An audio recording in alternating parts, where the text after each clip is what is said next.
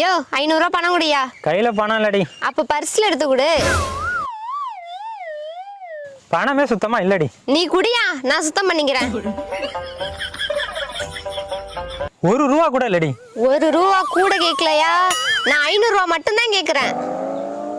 இவளுக்கு எப்படி சொல்லி புரிய வைக்கிறது? அங்க பக்கெட் இருக்காடி. அதுல பணம் இருக்கா?